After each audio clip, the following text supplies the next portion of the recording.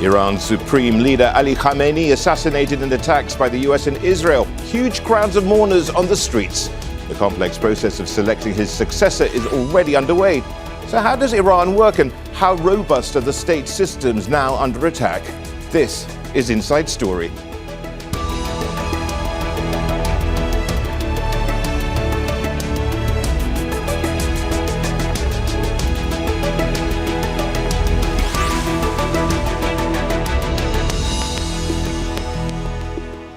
Hello and welcome to the program. I'm Rishaad. Salamat.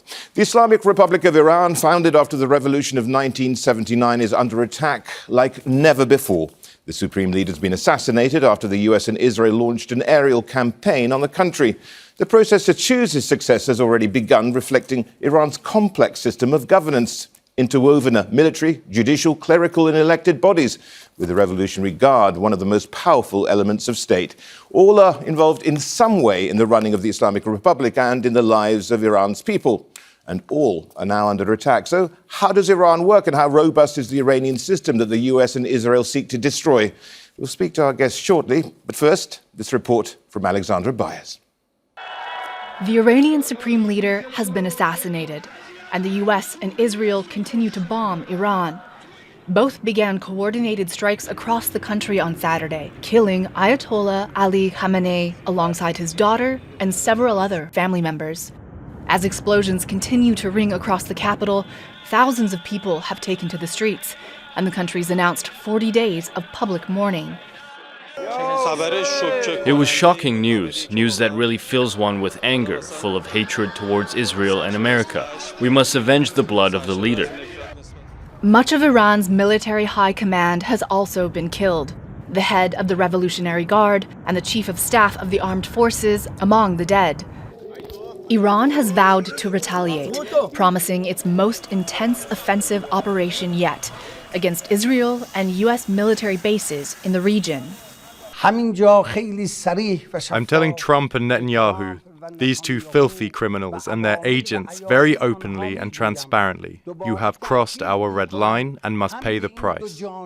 Khamenei was the #1 political and Shia religious leader, governing all branches of government, including the military and the judiciary, for 37 years. His rule was marked by staunch opposition to the US and Israel, shaping domestic politics and regional influence.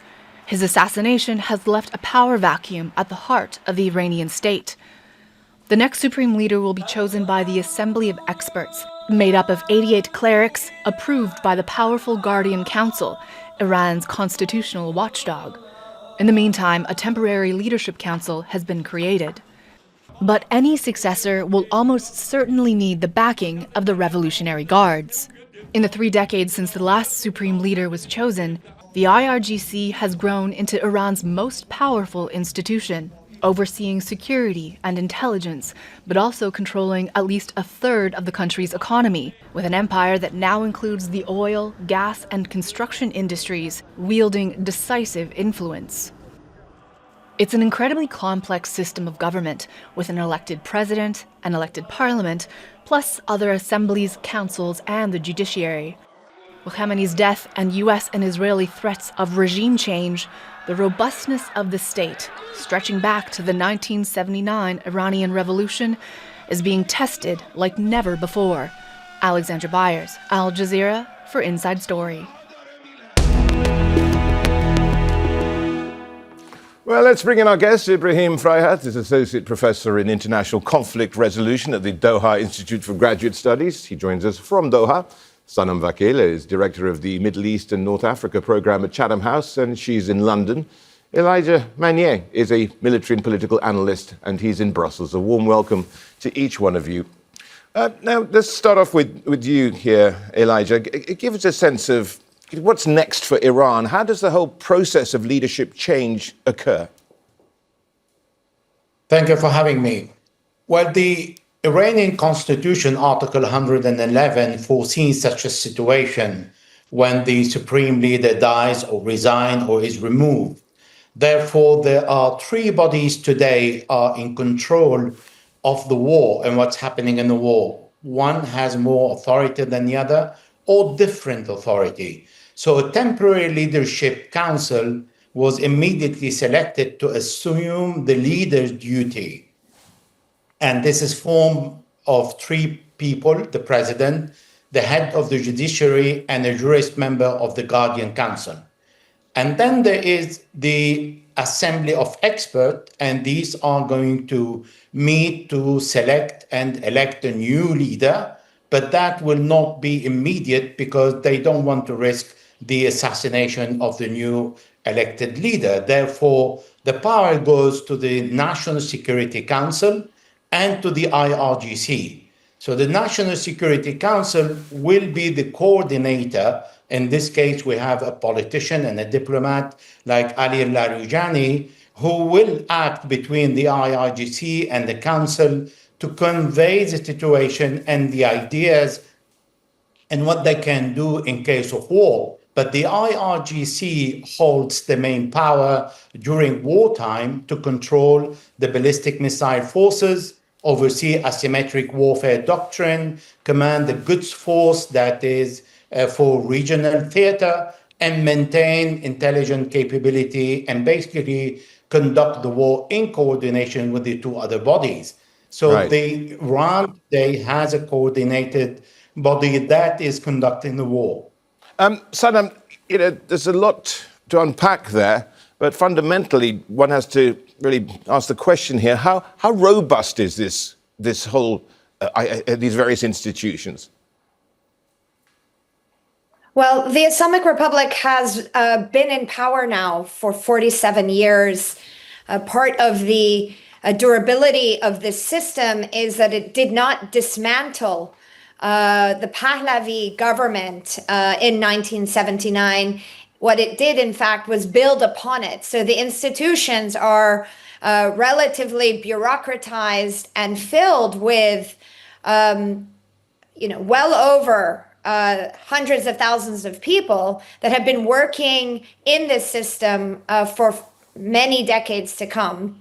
Part of this war planning also has been for the replacement of key officials. I think that the leadership across Iran, having learned the lessons of the 12-day war from last summer, was quickly prepared to address the killing of senior echelons of state. And so they have all of these contingency plans in place, and they're trying to showcase a quick institutional response, and that they're still following process despite being under the biggest threat that they've ever experienced. Now, to you here, Ibrahim, with that complexity, is there brittleness, or is there, because of it being interwoven, strength? Yeah, well, I think the regime here, the way I see it, it's very resilient, it's very strong. It's a security-based regime. It has the powerful IRGC, and the besieged forces are in control of the situation. We have seen in the past war, the 12-day war, when the leadership was assassinated, it was replaced quickly without leaving any vacuum. So the regime was able to replace itself in terms of leadership without having really crackdowns in the system or in the regime. In addition, we also saw the protests last month that also lasted for a few weeks. During those weeks, though it was the protests were receiving very clear and strong support from the US, from Trump himself, but we haven't seen in the system any defections within the system. So the system remained strong, united, resilient. And there is an additional factor that I pay close attention to, which is an important factor in my view, which is the ideology of the regime. This is a regime is based on ideology, and the ideology has followers, and people within the citizens, they adopt this ideology. So it's not a regime that's separated from the people, but it's linked to the people, to the foundation. And for that reason, the way we saw now the assassination of Khamenei, people going out to the streets. And here I recall when Saddam was toppled in Iraq by the Americans also how the people in Iraq went to the streets celebrating. But here we haven't seen, we are seeing totally the opposite of people actually mourning Khamenei. So that's the link between the regime and the ideology and the people, the citizenship. I think it's a strong factor that makes the regime resilient. Ibrahim, to you again, I mean, it's clear that Israel and the United States had a clear objective from all this, and that was regime change. But they didn't seem to have any end game here, apart from telling the citizenry to take to the streets and grab power. Absolutely right. This is a very important question. And this is only they're counting on the people from day one, actually from the first speech that Netanyahu and Trump delivered, asking the people to go and protest. It's very unlikely so far that we're going to see this happening. In addition, on the opposite, actually, in the also previous war, when we saw an important dynamic emerging when Iran was attacked by Israel, we saw some of the key opposition leaders, even outside Iran, were actually uniting and supporting the regime during that war. So an aggression and a war from outside, from Israel in particular, this triggers support and unity within the people, or even within certain groups with the opposition. Not all the opposition, though, I have to be specific, but even some of them would put their differences or issues with the regime aside and try to support the regime. So there is no end game to this. There is just bombing and bombing. With no scenario, just counting on the people that will go out to the street or the regime collapsing. Either one is unlikely, in my view, at least for the foreseeable future. Sanam, would you go along with that hypothesis? Well, I would like to respectfully bring in a bit of nuance. Certainly, within the political establishment, there continues to be a rally around the regime effect. And this is because the individuals in the system are loyal not just to the concept of the Islamic Republic, but of course want to remain relevant in whatever comes next. So this issue of regime consolidation and elite consolidation continues to be seen. We'll have to watch how that plays out in the coming days and weeks.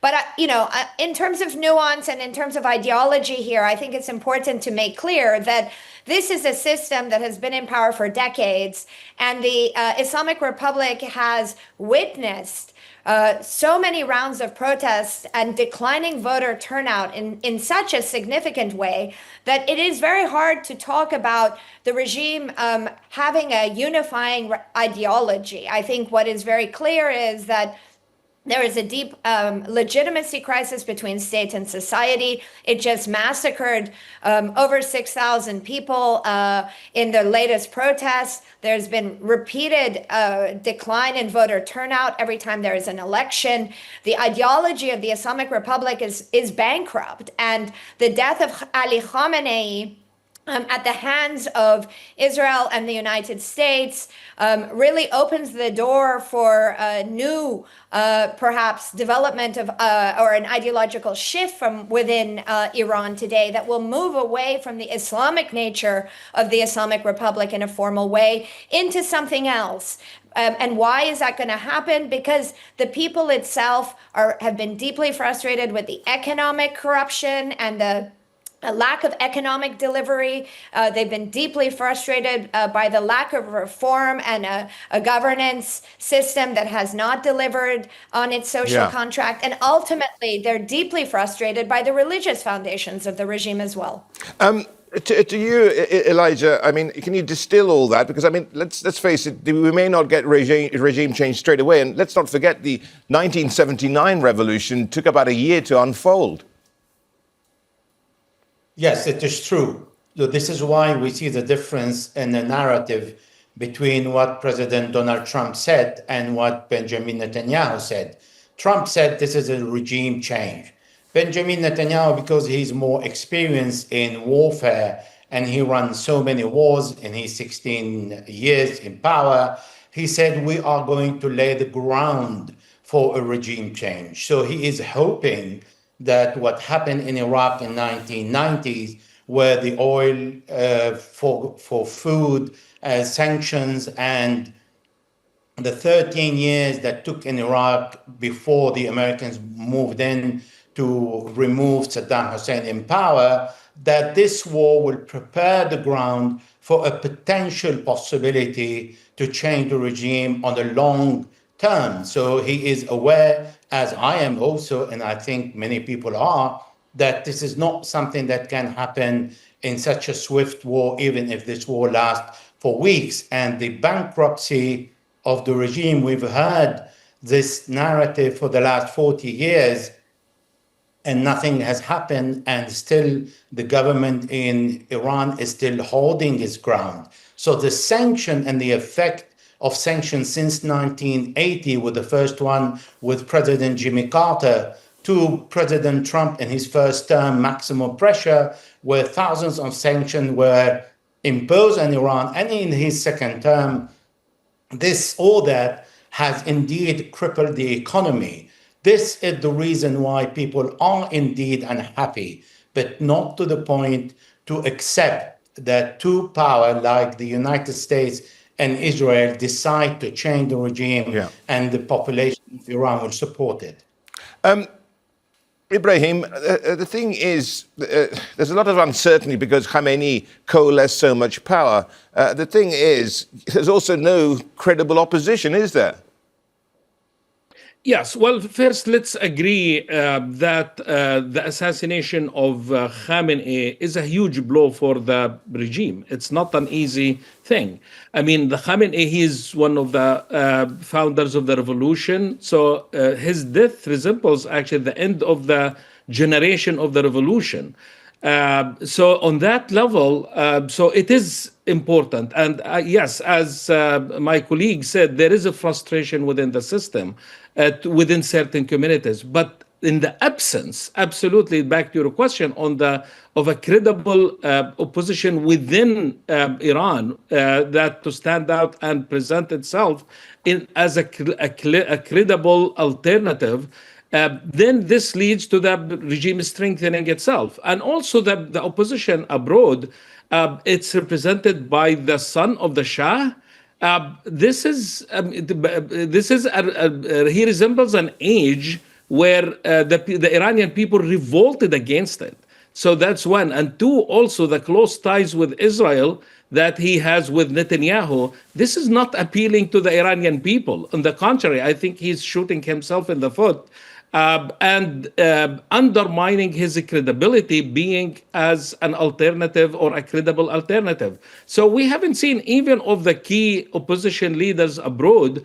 Actually, some of them during those times, actually they put their differences aside with the regime. So where is the credible alternative leader here, or a system to revolution to present itself as an alternative to the regime? So that's another reason, actually, why the regime is still strong.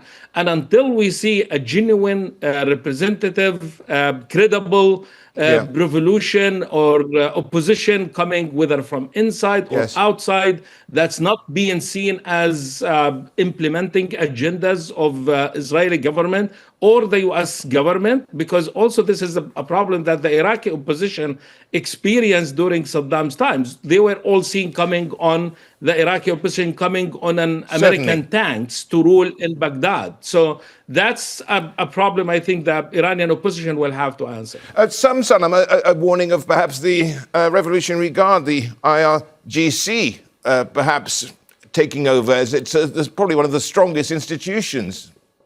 Yes, it certainly is one of the most strong institutions, and they have been constitutionally empowered since 1979 to protect Iran's internal and external security.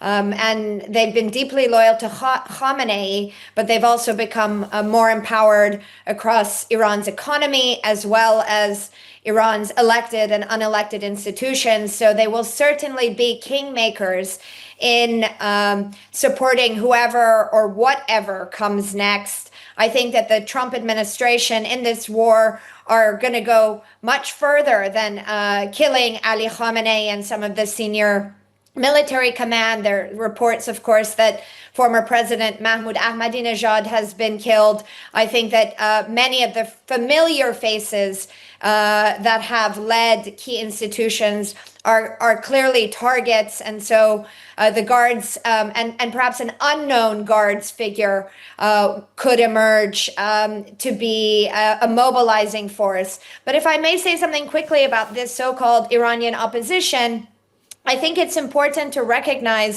that Iran is a huge country of 90 million people alongside a highly politicized diaspora. President Trump clearly has not made a plan for the Iranian day after and is presenting this as a unique generational opportunity for the Iranian people to showcase agency. Because Iran is such a diverse landscape, we shouldn't be looking to one man or one woman or one organization. This is a time, if a pluralistic Iran is to emerge, yes, this is a time for Iranian opposition groups to work together. Elijah, I want to pick up on what you said earlier. I mean, this country has an economy which is imploding virtually. They have billions of dollars. They don't have the billions of dollars that they used to have, and that money was used often in a system of patronage. And if you can't pay your people, the system's already going down the tubes. What the system is, Iran is extremely rich with a lot of natural resources. However, the sanctions has strangled the country and strangled the economy, and that is the whole point in submitting Iran.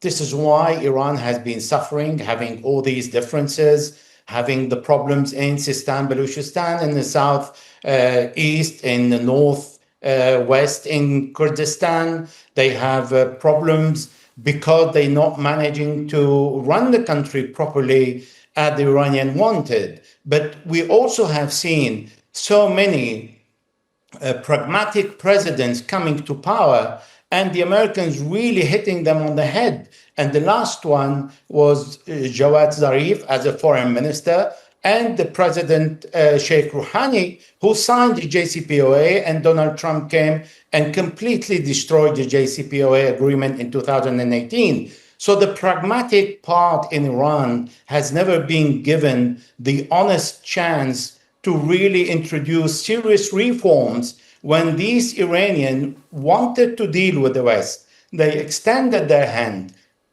But what the West wants is the submission of Iran and really the relationship between Iran and Israel. They want the Iranians to cut their relationship with all the allies that Iran is bound by, according to the Constitution, Article 154, to support all the oppressed people around the world. This is why it is part of the Iranian constitution that they cannot change without constitutional reforms. But also, they want the West to come to Iran and make Iran richer, functioning better. They invited the Americans to regain the control of the oil and to exploit the country, keeping always the point that they do not dictate on Iran the policy. And this is what the Americans refused. This is what Trump did in 2018. And this is what he did in June 2025 when he allowed the Israelis to start a war during the negotiation. He did it again now when the negotiations were about to start on Monday in Vienna, and he started the war 2 days before. So basically what the Americans are doing is doing the Israeli agenda because Iran doesn't represent a danger to the U.S. national security, but Israel wants the domination of the Middle East. Sanam, to you very quickly, if you can be. It's not just sanctions, it's also economic mismanagement. And if they don't have the money to pay off, their people, as it were, in Iran, is that the biggest threat? Yes, certainly. I mean, obviously, the economic consequences of this war have yet to really be borne out. But we have seen so many rounds of protests including the ones in December and January. And the motivation or the spark of those protests were certainly economic, but of course became quickly political. There is a currency crisis. This war is going to exacerbate the economic disaster across the country, and that could certainly fuel and facilitate more protests that will be very difficult for the regime to manage. And that is perhaps part of the longer term thinking here in trying to foment or force pressure from below that will force the regime to fracture or to address its internal threats. Yeah. Ibrahim, do you agree with that? And can you be, please, very brief? We're running out of time. Yeah, I think it's going to be a very serious economic challenge facing Iran. It's actually even before the war. We saw that there were some protests driven strictly by economic conditions. So the challenges will be bigger after this war. The crisis is exacerbated. And yes, I think the regime will also be in a bigger crisis after this. And will have to deal with the consequences afterwards. If this war ends with the regime is still in place, I think it will. Yeah. But yes, there are a lot of questions that they will have to answer. Elijah, very, very quickly. So is it a case of better the devil you know than going into the abyss? Well, I think the Americans did not foresee what's going to happen next. For the Israelis, a chaos in Iran is ideal. Iran has 7 countries bordering it, and a chaos in the Middle East would divert the attention away completely. However, the Americans, as my colleague said, were not prepared. Nevertheless, I expect the new leader of the revolution, if this is the person I have in mind, I think Sayyid Ali Khamenei will be an angel in comparison. The Americans really don't know what they are dealing with, and they thought by killing Sayyid Ali Khamenei, Iran would collapse. Far from it. All right. Thank you. Thanks to all our guests there, Ibrahim Fraihat, Sanam Vakil, and Elijah Magnier. And thank you too for watching. You can see the program again anytime by visiting our website, aljazeera.com. And for further discussion, go to our Facebook page. That's facebook.com/AJ Inside Story.